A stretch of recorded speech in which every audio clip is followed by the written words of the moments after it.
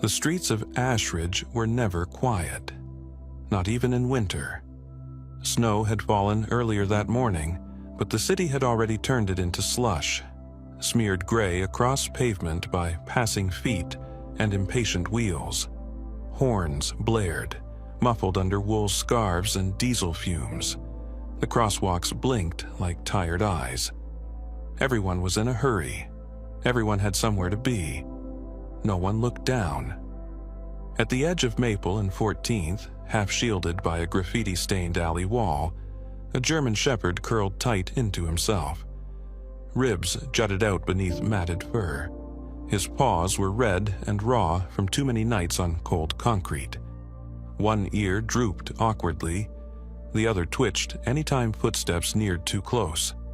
His tail was still. His eyes, barely open, watched the ground more than the world. He had been there since dawn, or maybe longer. People passed him like he was part of the bricks. Some stepped around him without hesitation. Others glanced, winced, and looked away. A few teenagers laughed as they passed. One snapped a photo with her phone and called him "Zombie Dog" before tossing an empty soda can near his side. It bounced off the sidewalk and clinked toward the gutter.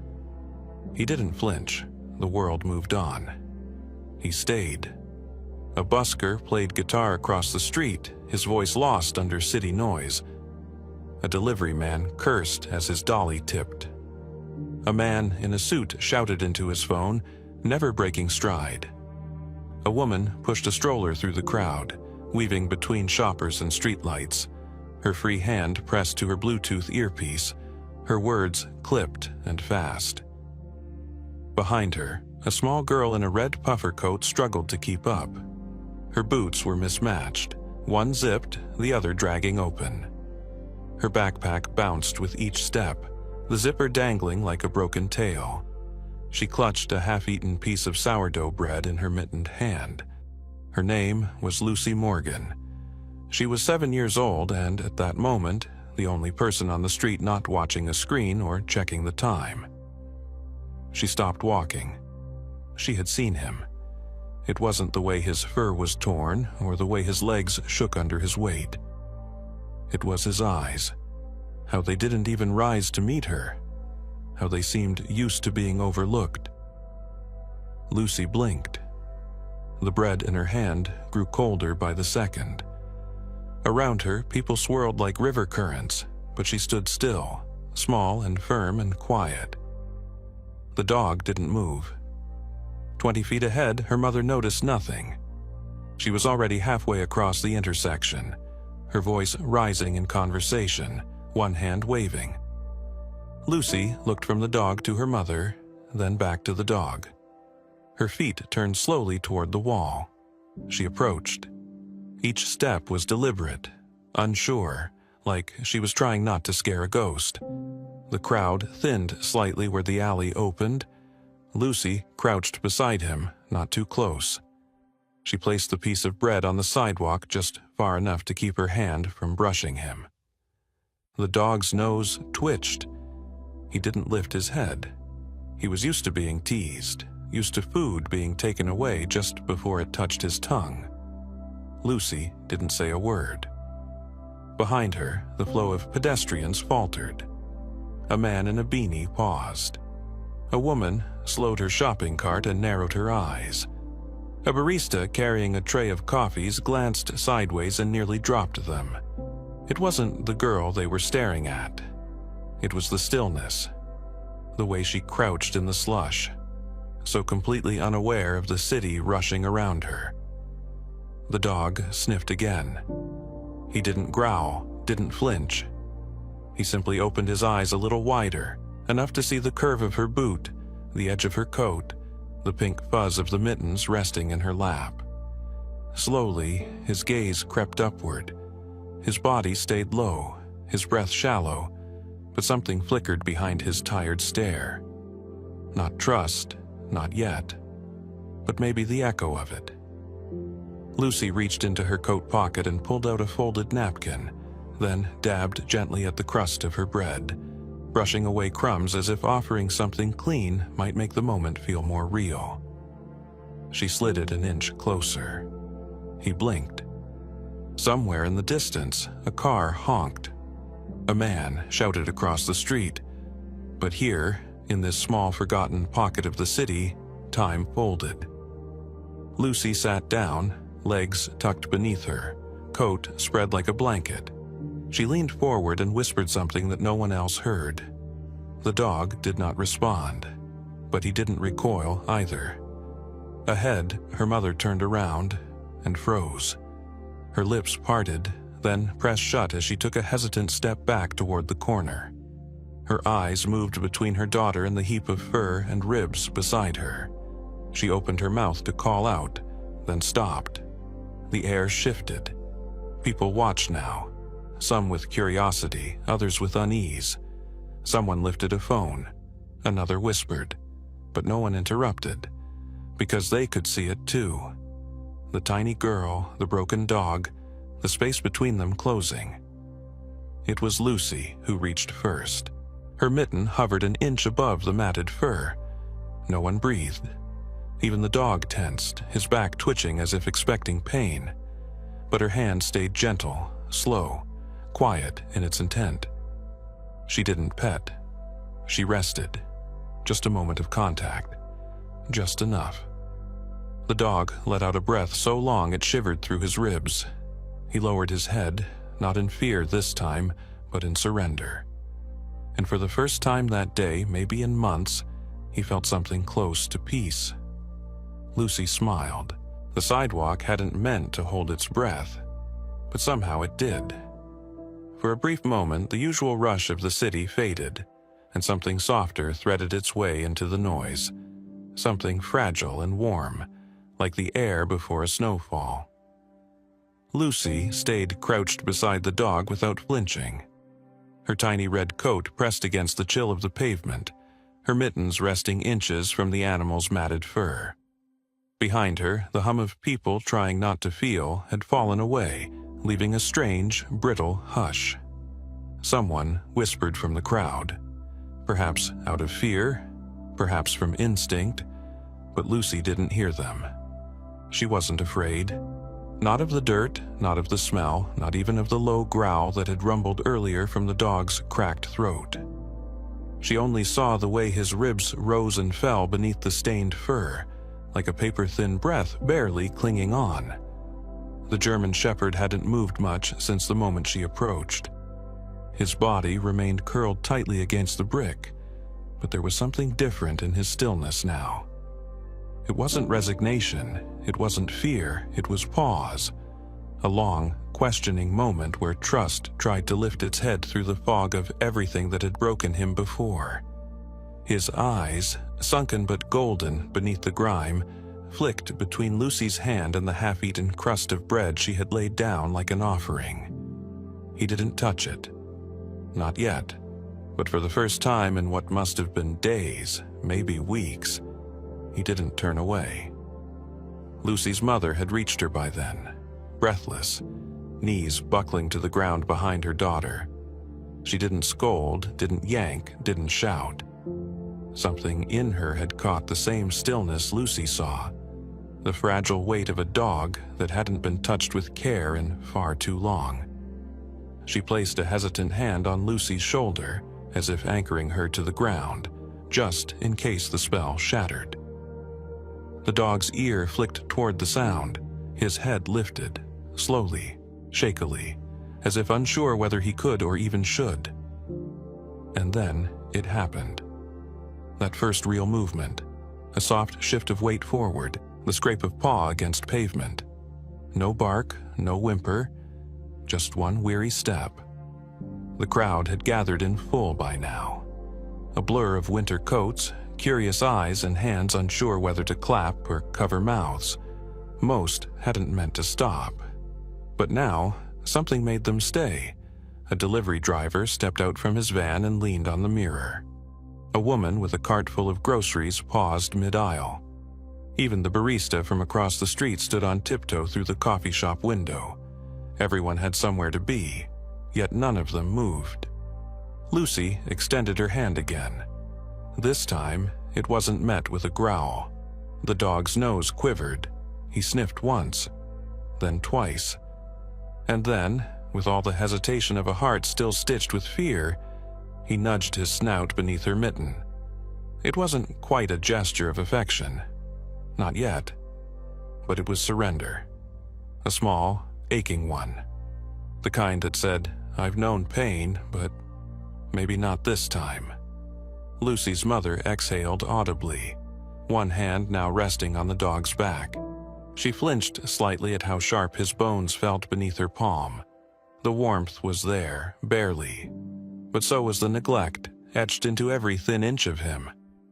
Somewhere behind them, a voice cut gently through the quiet. "Excuse me, I work with a rescue." A woman stepped forward from the outer rim of the onlookers.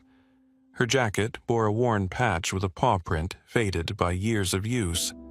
She looked down not just at the dog, but at Lucy, her eyes soft with something deeper than sympathy. Experience, maybe, recognition. "If you'll allow me," she said quietly, "I can take him in. We've got space, warmth, food, medical care." Lucy didn't answer. She only looked down at the German Shepherd again, her gaze so unwavering it seemed older than her years. The dog hadn't moved from her side, not even a twitch, as if he'd found something in her presence worth clinging to. The woman waited patiently. She didn't reach for the leash. She didn't press. She simply knelt and let the silence settle between them. Finally, Lucy nodded. Just once. Her mother lifted her gently, arms folding tight around her tiny frame. Lucy's face turned over her shoulder as the dog was coaxed to his feet.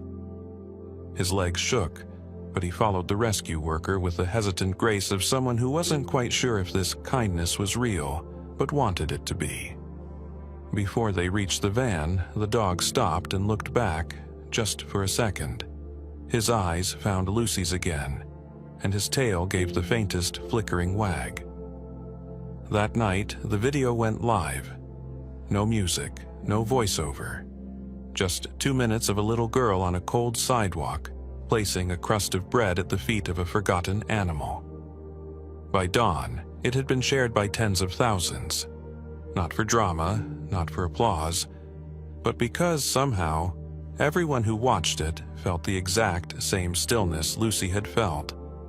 That quiet kind of heartbreak that reminds you compassion still exists. And somewhere in the back of a rescue van parked in the corner of the city, under soft blankets and warm lamplight, a dog who once had no name rested his head for the first time without flinching.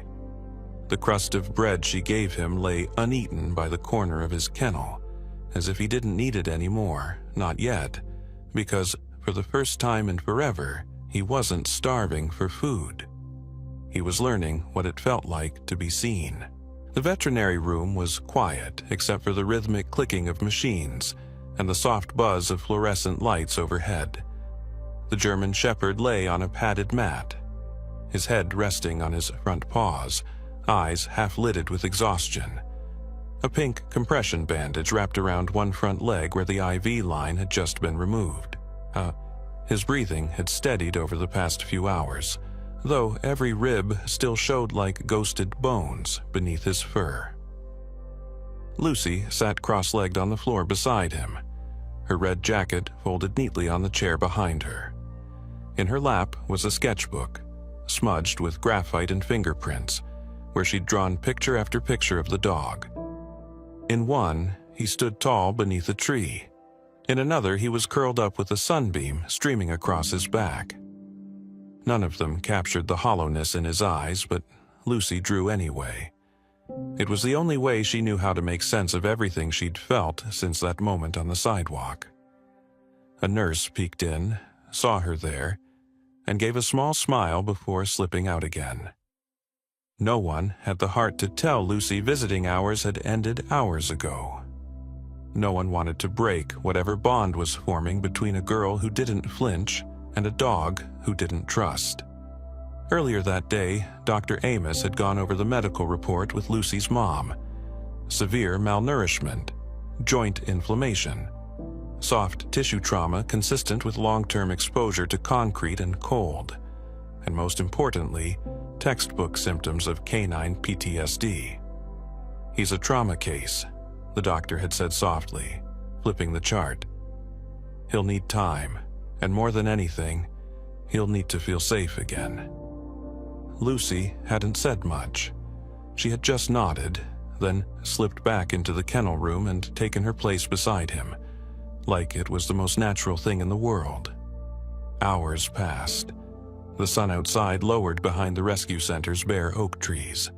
Shadows stretched across the floor like long, tired arms. Lucy finally broke the silence with a whisper only the dog could hear. "You don't have a name yet. But I think I know what it is." The dog didn't move, but one ear flicked. She leaned closer. "Shadow. Because you were like a shadow on the sidewalk, like no one saw you, but I did."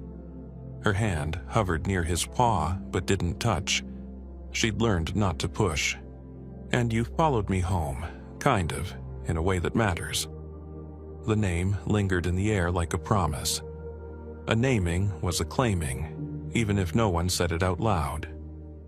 She came back the next day, and the next.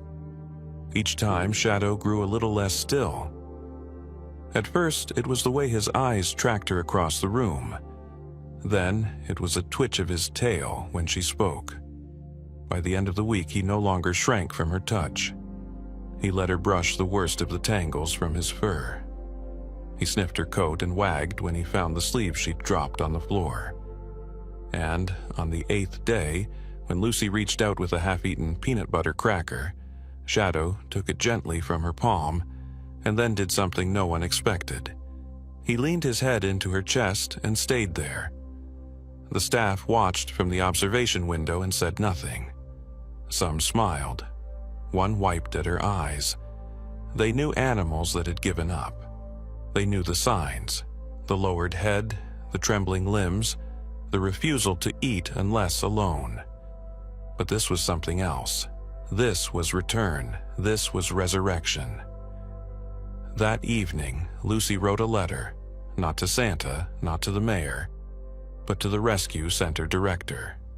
It was written in her careful second-grade print with a purple gel pen.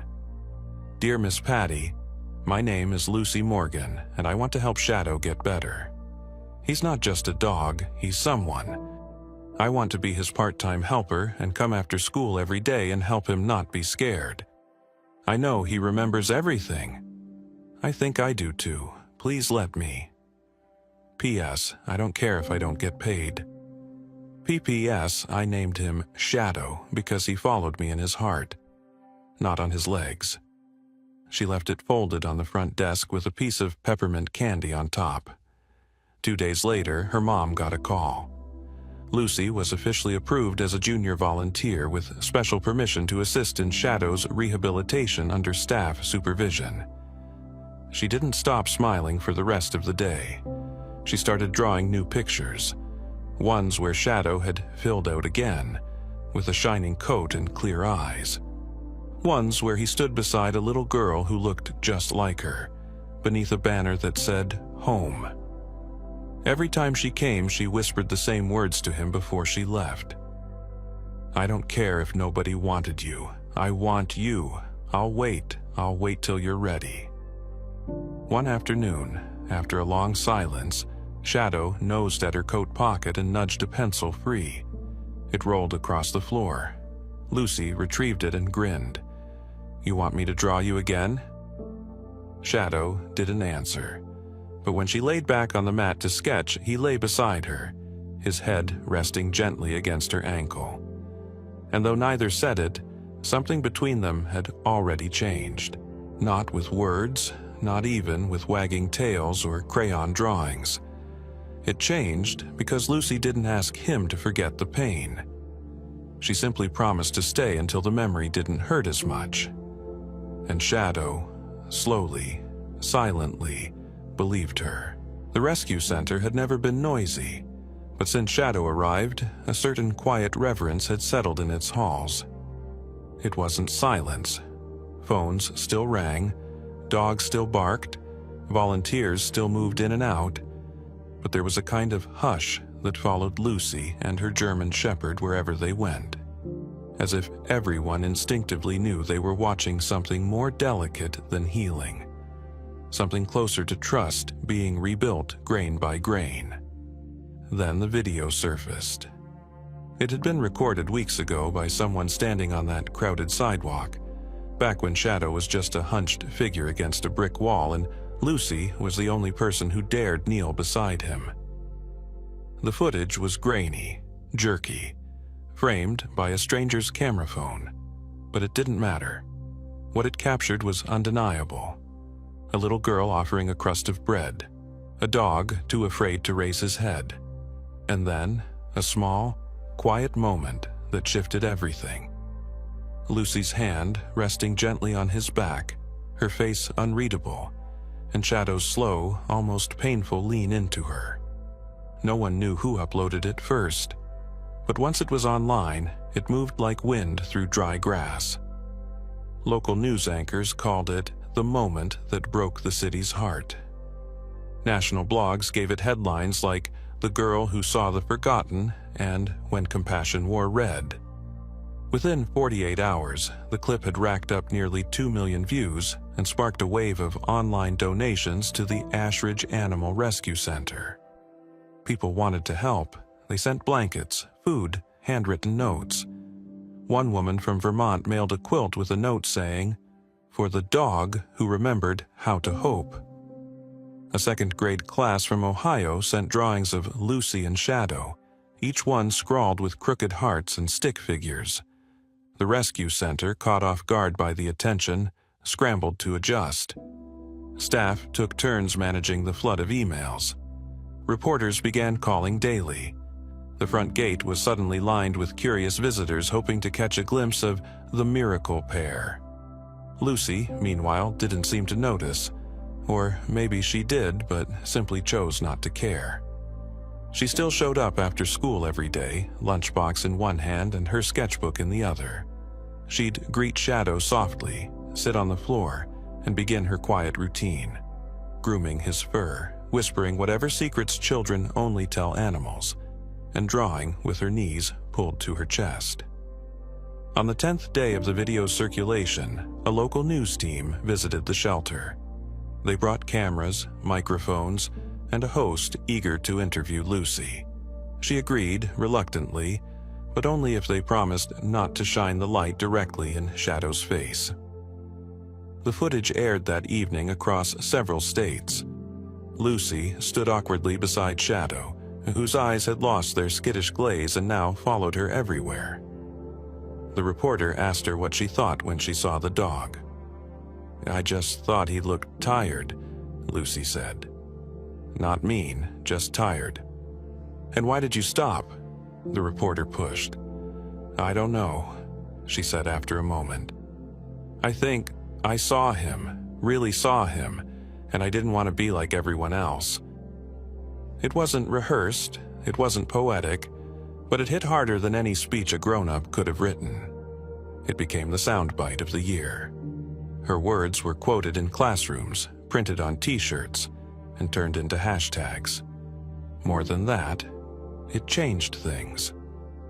Lucy's school launched a student-led awareness project called Adopt, Don't Ignore, where children wrote essays and created posters about animals in shelters. The mayor of Ashridge called Lucy a young citizen of extraordinary empathy. A regional rescue coalition invited her to speak, though she turned it down, preferring to spend that afternoon brushing Shadow's fur. But perhaps the most important shift was the one happening quietly behind closed doors at the shelter. After weeks of medical care, routine meals, and daily affection, Shadow was no longer a rescue case. He was a companion. His fur had thickened and shone under the lights, his legs were stronger. His tail wagged often, especially when Lucy entered the room. And then, one evening, The director sat Lucy and her mom down in the front office. Shadow had passed all his evaluations. He was officially cleared for adoption. The woman behind the desk smiled warmly. "He's ready for a home, Lucy. The question is, are you ready to bring him there?" Lucy didn't answer immediately.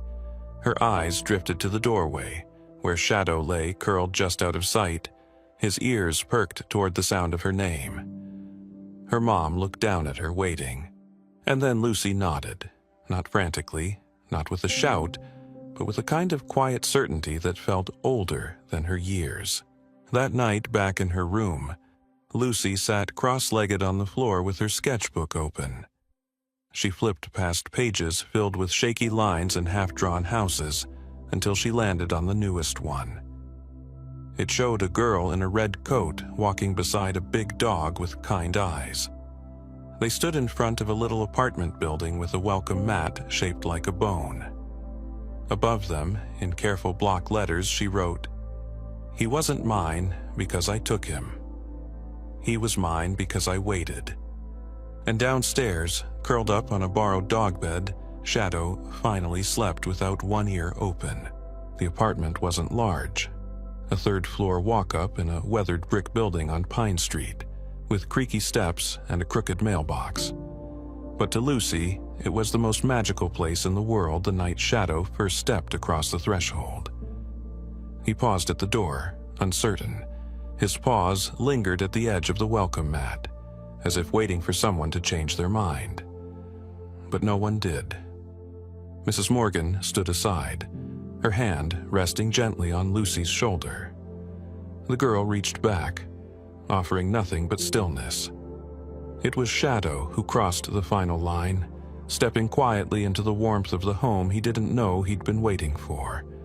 They had set up a corner for him by the radiator, soft fleece blankets folded into a makeshift bed, a stainless steel bowl already filled with clean water, and a chew toy shaped like a star that Lucy had picked out herself. The shepherd didn't rush to claim it. He circled once, twice, before lowering himself down slowly, joints stiff, but eyes alert. Lucy sat on the floor nearby, watching in silence. For the first time, there was no one else around. No cameras, no curious neighbors, no rescue volunteers, no nurses in scrubs. Just a girl and the dog she hadn't walked past. In the weeks that followed, the apartment softened around him. The dust on the bookshelves gave way to framed drawings Lucy made, crayon pictures of a big dog, with kind eyes and stick-figure girls holding leashes. One had the caption in purple marker, "He didn't bark, he stayed." Shadow gained weight gradually. His ribs disappeared beneath a coat that, while still patchy in places, had begun to shine under the sun. The scars remained, some visible, some not, but the tremors at loud sounds faded. He slept deeply now, sometimes twitching in his dreams, but always waking to the smell of scrambled eggs or the jingle of Lucy's laugh.